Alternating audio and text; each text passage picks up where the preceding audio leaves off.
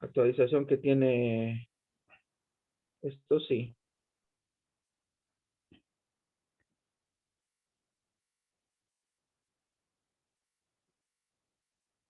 Bien, hoy nos toca ver entonces la primera parte del tema 7, que son estructuras organizacionales para el turismo. Las estructuras organizacionales nosotros podemos dividirlas en dos grandes grupos, las estatales y las de orden privado. En el primer caso, cuando nosotros vemos las estructuras organizacionales estatales,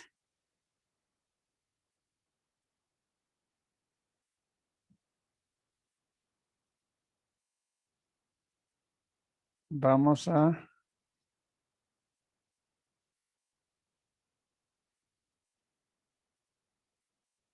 establecer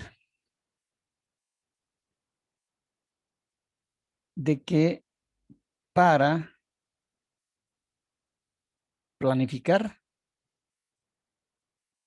y organizar el turismo, necesitamos de estructuras organizacionales.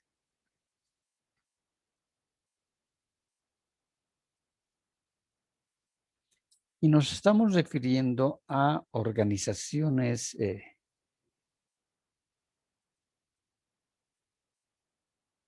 como aquellas que tienen que ver, decíamos a un principio, o que son del ámbito público y del ámbito privado.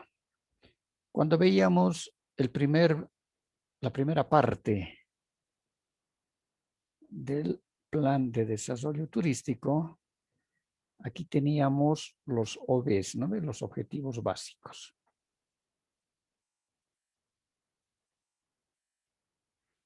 Y los objetivos básicos respondían a preguntas. Y estas preguntas es: ¿qué espacio físico se va a planificar? ¿En qué tiempo se va a planificar?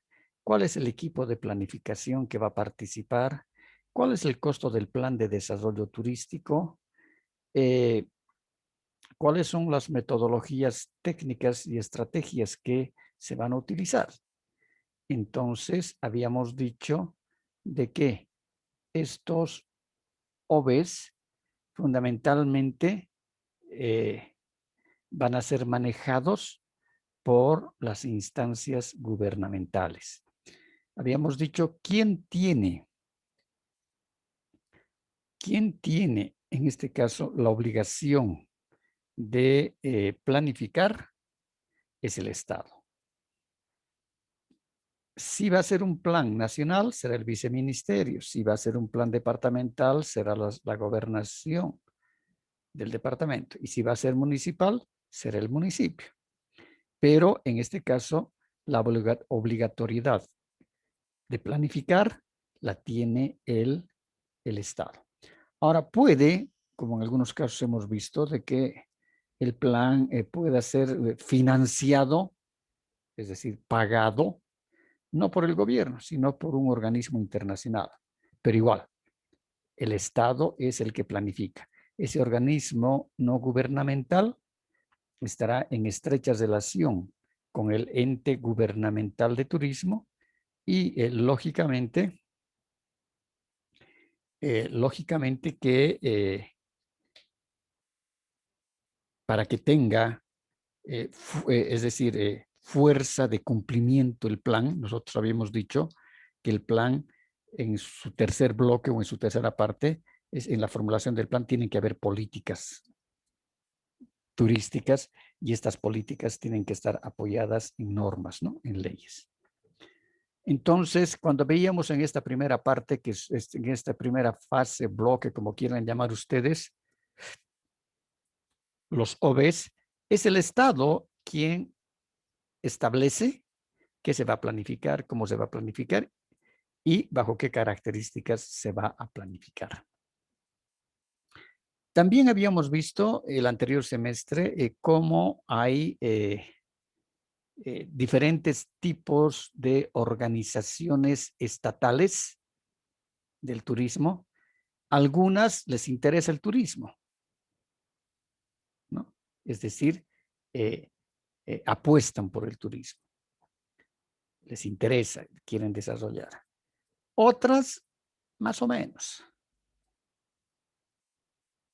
Están por ahí también están, ¿no? Incentivan, no incentivan, y a otras que no les interesa. Estamos hablando como Estado. No les interesa desarrollar la actividad turística, no ven al turismo como un generador de recursos económicos, como un generador de empleo, ¿no? Y entonces son instancias gubernamentales o gobiernos nacionales que no les interesa el turismo. Hay un desinterés. Hay otros que tienen mucho interés y dicen y apuestan y dicen, sí, nosotros vemos en el turismo un sector económicamente que va a generar bastantes recursos económicos y va a generar también bastante empleo. Cualquiera que fuese el escenario de los entes gubernamentales, ¿no? Cualquiera que fuese el escenario de los entes gubernamentales, decíamos, alguien tiene que tener la responsabilidad. Y en este caso, la responsabilidad la tiene el Estado. La responsabilidad de elaborar un plan, de organizar la actividad turística y también, es decir, viendo su política económica, viendo la política económica del país, si es que se le va a dar o no se le va a dar la importancia necesaria a la planificación como un medio generador de recursos económicos. Viendo esta situación de la pandemia y del COVID en el mundo, creo que nos ha enseñado algo. Y este algo es justamente de que nos hemos dado cuenta de que el turismo realmente no eran solamente esas cifras que nosotros veíamos en las estadísticas, ¿no? Decir, España recibe 54 millones, aproximadamente 54 millones de turistas extranjeros por año, sino que ahora se ha palpado realmente que había sido un negocio tan grande el turismo, una generación de recursos económicos, pero tan grande, ¿no? Y estamos hablando de los principales países receptores de turismo, como son los países europeos, como es Estados Unidos, parte de la India, perdón, del continente asiático, parte del continente africano, ¿no?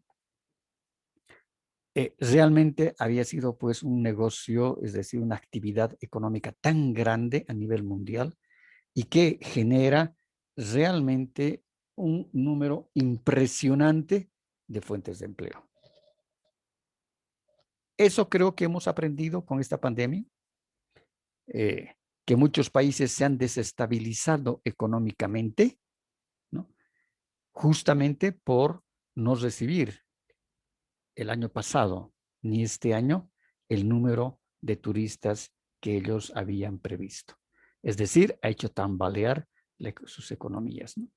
Y eso nos muestra de que es una actividad realmente generadora de muchos, pero muchos recursos económicos, y eso nos tiene que llevar a nosotros a una reflexión profunda de que cuando se quiere desarrollar la actividad turística, cuando se quiere planificar la actividad turística, es una actividad que realmente genera una gran cantidad de dinero y también genera fuentes de trabajo muy grande. Entonces, los estados tienen que empezar a pensar, ¿no?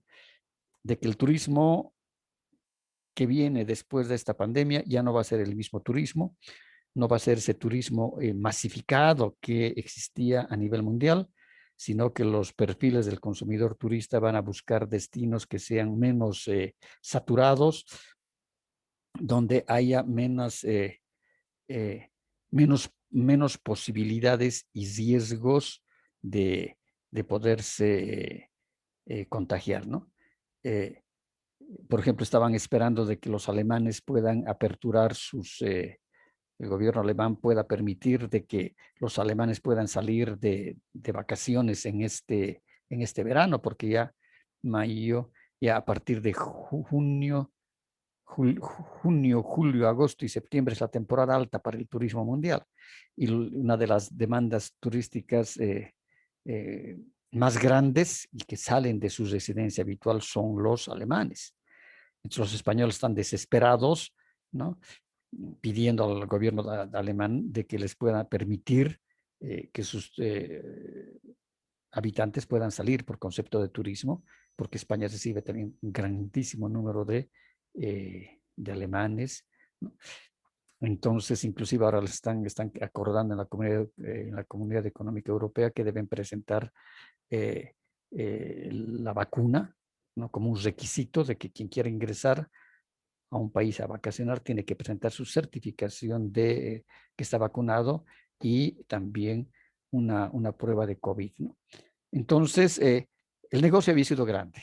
El negocio había sido realmente grande el negocio del turismo. Entonces, nadie, cuando uno ve a veces las cifras de las estadísticas, uno dice, ya, sí, son 45 millones. México pensaba antes de la pandemia, me acuerdo que el 2018, en un discurso que dio en uno de los, si no me equivoco, fue en la presentación de los pueblos mágicos de México, el ministro de Turismo decía, nosotros prevemos de que para el año 2020 estamos preveyendo que vamos a recibir 44 millones de turistas extranjeros.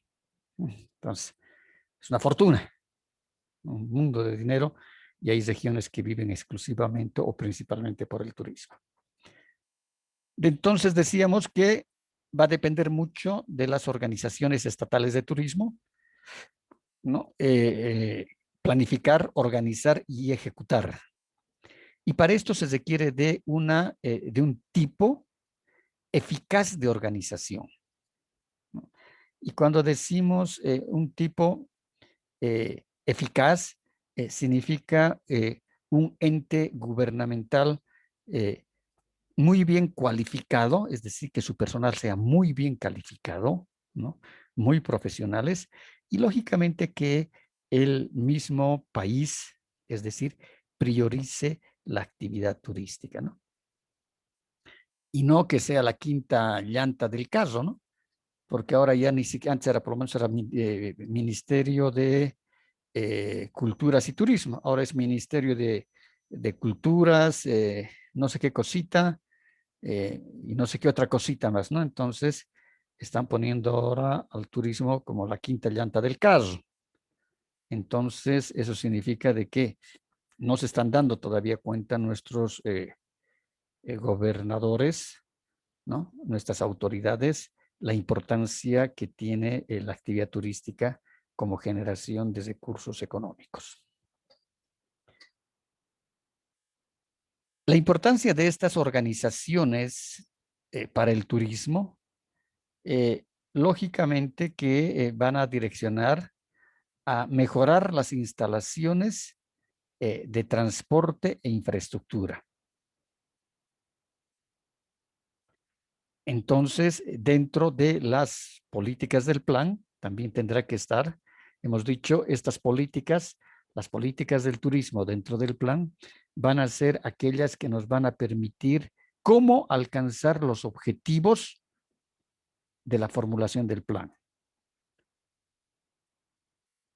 En este caso, van a tener que ser una política, una de las políticas que van a tender a mejorar las instalaciones de transporte e infraestructura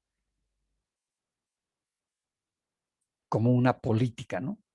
Es decir, caminos, terminales aéreas, terminales terrestres, terminales lacustres, terminales fluviales, etcétera. Mejorar las instalaciones de transporte. Es decir, todas esas instalaciones que están adscritas o que forman parte de del transporte, sea el transporte aéreo, sea el transporte terrestre, sea el transporte lacustre, etcétera. Y lógicamente que se van a formular políticas y esas políticas van a permitir el cumplimiento del objetivo. En este caso, por ejemplo, el objetivo puede ser mejorar las instalaciones de transporte e infraestructura para el desarrollo de la actividad turística y de las poblaciones que se beneficien con ella. Pues ese puede ser un objetivo. Entonces, ¿cómo hacemos para llegar a ese objetivo? En este caso vamos a necesitar de políticas. Y muchas veces las políticas actúan como estrategias para llegar al objetivo.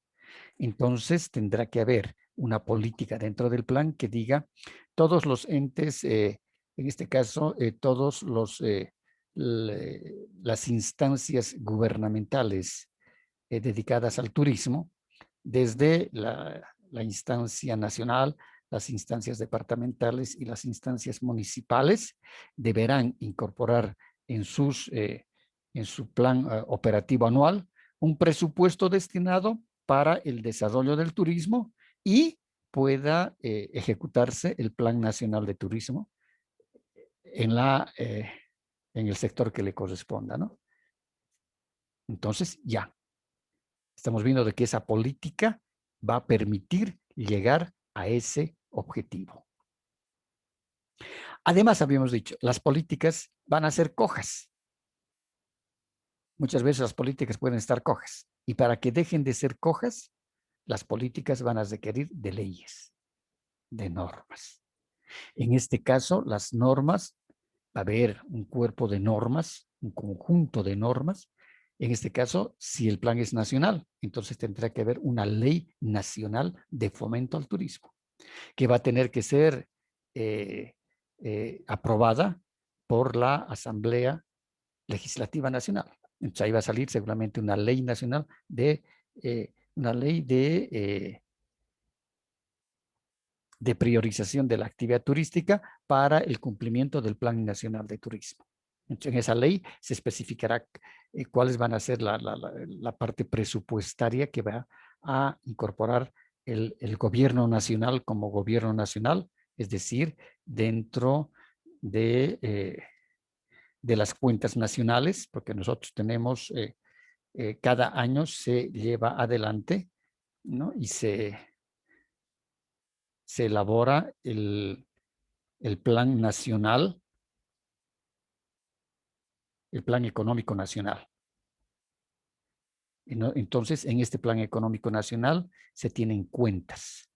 Una será salud, educación, vialidad, etcétera, ¿no? Entonces, ahí van a incorporar una cuenta que se llama turismo. Y dentro del plan nacional, entonces, después del plan nacional, ingresan los POAs, que son los planes operativos anuales. Y entonces, como hay un plan nacional donde está incorporada la actividad turística y está refrendado por ley, entonces cada POA, en este caso, cada POA departamental, cada POA municipal, porque dice la ley, si fuese así, porque si hay una ley, entonces deben presupuestar dentro de su presupuesto anual un 2%, un 5% del presupuesto anual para la actividad turística y el cumplimiento y la ejecución del Plan Nacional de Turismo, ¿no? O puede ser lo mismo si el plan es departamental, una ley departamental de los asambleístas departamentales, donde se establezcan justamente es decir, el cumplimiento del plan, pero dentro del presupuesto anual de la gobernación, ¿no? Y si es municipal, dentro del POA municipal.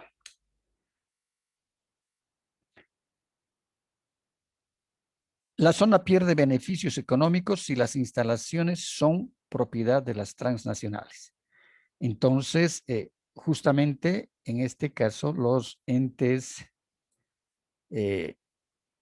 o las organizaciones para el turismo y la planificación misma tiene que, de alguna manera, si no es evitar, por lo menos direccionar a que no hayan muchas inversiones de empresas transnacionales. Por ejemplo, las empresas transnacionales en un destino turístico generalmente son los hoteles de cadena. Ellos se llevan todo. Lo único que generan son fuentes de empleo de mandos medios a mandos inferiores, porque hasta los gerentes vienen de la cadena. Son rotativos. Un año el gerente que estaba en Acapulco, por ejemplo, del Hotel Hilton, ahora va a estar en Santiago de Chile. El próximo año estará en París. El subsiguiente año estará en Kuwait, ¿no? Entonces, los hoteles de cadena, generalmente sus gerentes generales y sus gerentes departamentalizados vienen desde la cadena, ¿no? Los mandan. Y el personal de abajo, mandos medios e inferiores, recién es el personal local. Entonces, gran parte del negocio se la llevan las empresas transnacionales y lo mismo pasa con los grandes tour operadores. Por ejemplo, cuando hicimos un sondeo de mercados, hicimos hace 25 años, un poco más, cuando tuve la opción, no sé si ya les he contado a ustedes, cuando tuve la opción de poder trabajar eh, para el sondeo del mercado del Cernatur. El Cernatur es el Servicio Nacional de Turismo de Chile y don Eugenio Yunes pasó a ser director nacional de turismo de Chile. Y este señor fue el responsable de marketing turístico en la OMT casi por 10 años. Entonces, se lo lleva a su gobierno y lo ponen como director del Cernatur. Yo tuve la opción porque tenía un amigo chileno que era un doctor en estadísticas, que fue mi compañero en la maestría de ciencias en turismo en Italia. Entonces, inclusive compartíamos con él el departamento que alquilamos. Entonces, como su gobierno a él lo había becado, el Cernatur lo becó a él, le dijeron después de terminar la maestría, debe quedarse por lo menos 15 días más en Europa y para eso se le va a mandar sus viáticos, ¿no? Y como le pagaban su sueldo, él estando becado, igual recibía su familia recibía, y él recibía su sueldo en Chile, ¿no?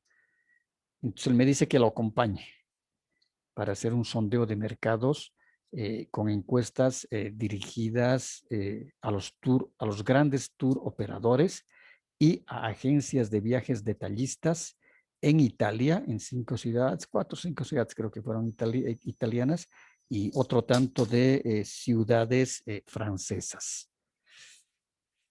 Ya aprendí mucho, ¿no?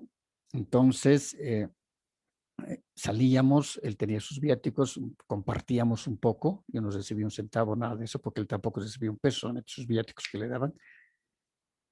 Prolongamos nuestro departamento, entrega de nuestro departamento esos 15 días más en Roma y empezamos caminando, ¿no?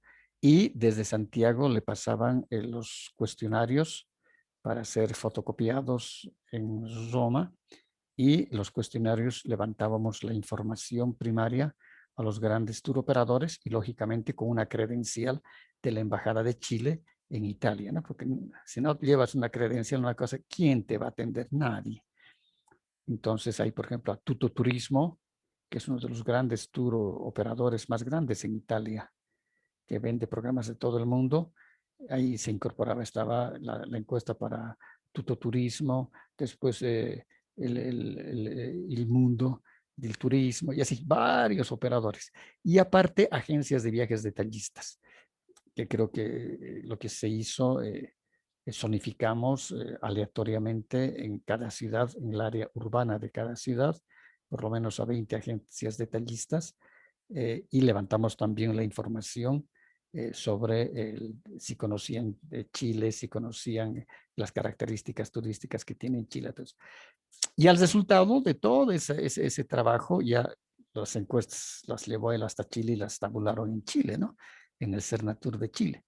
Pero él después siempre hemos estado contactados, un buen tiempo estuvimos contactados. Al final, por eso decíamos que planificar tiene que haber mucha creatividad, extremadamente tiene que ser uno creativa. Don Eugenio era impresionante el hombre. Es decir, lógicamente que también esos conocimientos los ha adquirido en el diario vivir, estando como responsable de marketing en la OMT, en la Organización Mundial del Turismo.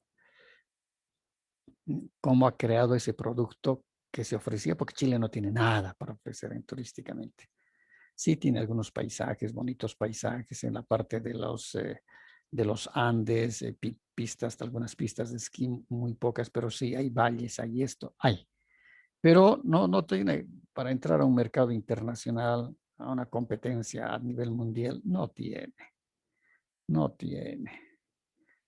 Y cómo don Eugenio ha creado esa oferta turística saliendo de Puerto Montt, ¿no? Aquí estamos, Puerto Montt.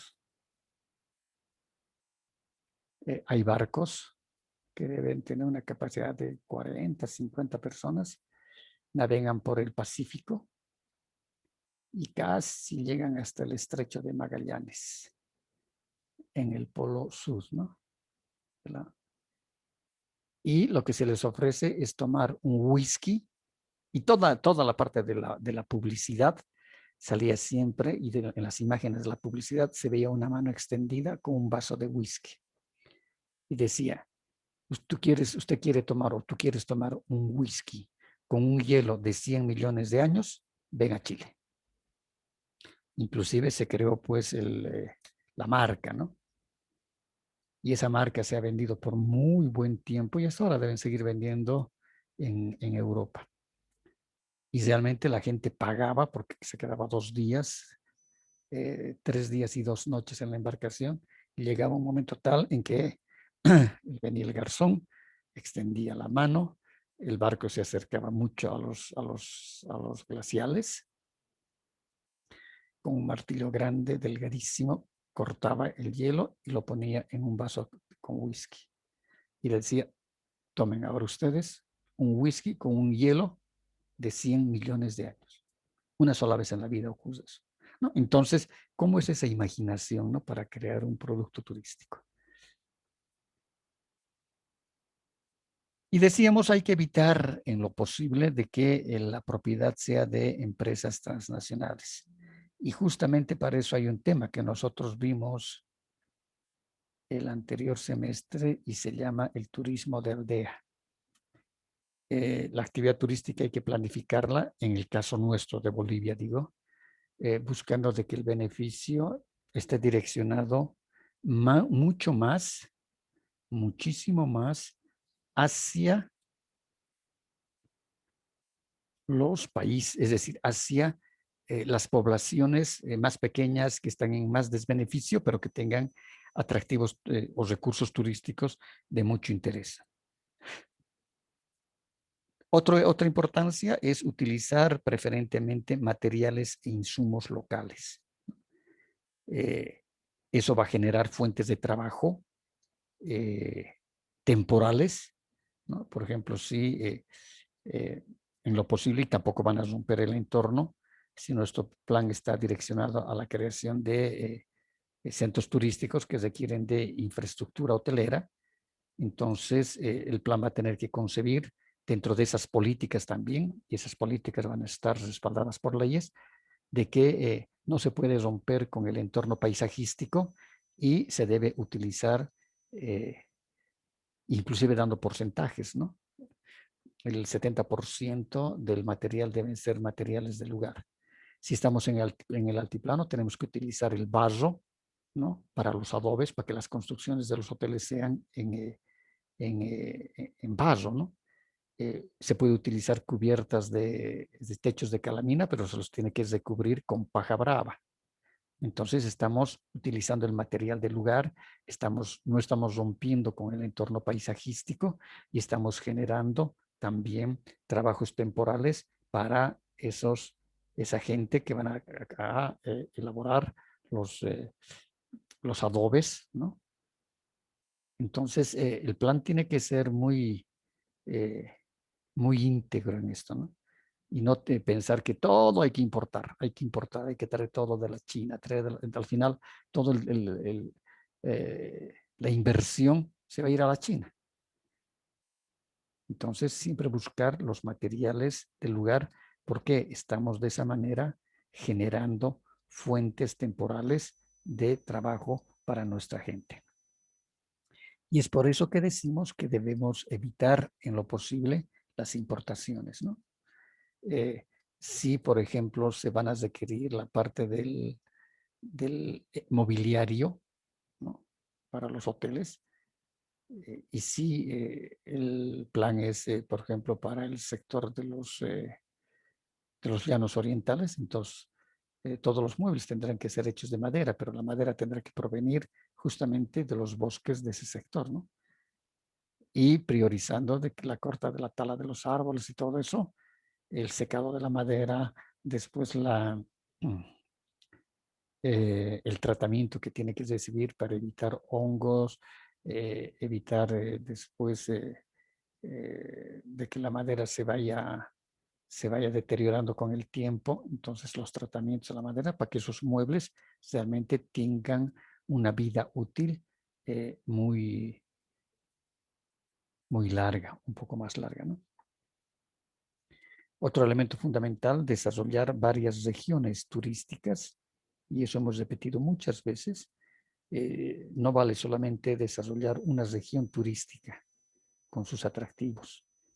Y eso, por ejemplo, ha sido uno de los errores porque no había un plan de desarrollo turístico para el trópico de Cochabamba. Aquí solamente se ha desarrollado Villa Tunari y Villa Tunari, pero con la inversión privada, ¿no? Es decir, los inversionistas en toda la parte hotelera eran inversionistas privados. No era dinero del municipio en ese entonces era prefectura, ¿no? No, era inversión privada, donde se hacían hoteles no más grandes, con buena capacidad, con sus piscinas, etc. Y lo que se debería haber hecho era desarrollar, en ese caso, sí, la región de Villa Tunari, y también se debería desarrollar otras regiones, como es el caso de Puerto Villarruel o algunos otros lugares. Y tampoco se ha dado la priorización ni como municipio, ni como Estado, a poder desarrollar mejor y de alguna manera también a proteger la inversión privada en Villa Tunari de los hoteles y de las demás instalaciones, ¿no? Han sido inversiones muy grandes y esfuerzos muy grandes por los cuales han apostado los inversionistas privados, pero llegado un momento no han tenido el respaldo gubernamental.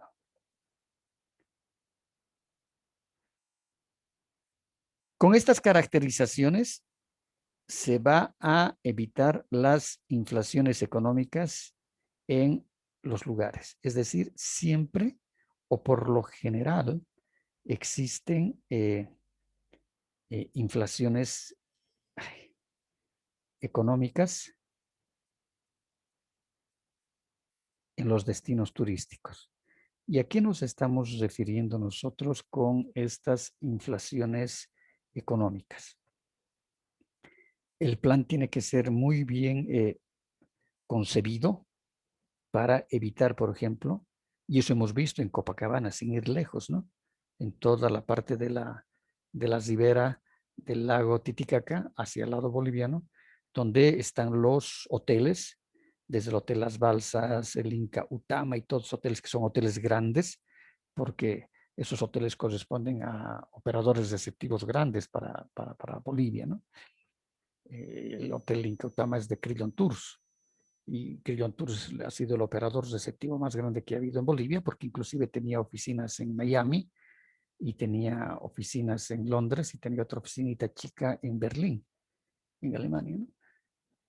Entonces, si nosotros vemos el destino turístico como tal, inclusive, por ejemplo, en un hotel, seguramente que una botella de Coca-Cola de medio litro, ¿no? Va a costar 20 bolivianos. Y estos 20 bolivianos los tiene que pagar el turista o los tiene que pagar la población local. Y lo mismo habíamos visto en las tienditas que estaban muy próximas a la parte de la costa del lago, ¿no? Esas tienditas, si en el hotel costaba 20 bolivianos la Coca-Cola de medio litro, ellos vendían la Coca-Cola en 10 bolivianos. Sea turista o sea el poblador local tenía que pagar 10 bolivianos por una botella de medio litro de Coca-Cola. Entonces, a eso se refiere con las inflaciones económicas en estos lugares. Hay inflaciones económicas. Entonces, pero cuando el plan está muy bien concebido, tiene que evitar aquello. ¿Preguntas? Ninguna, Alicia, de mi parte. ¿No hay preguntas? Si no hay preguntas, entonces nos vemos la próxima semana. Que les vaya bien.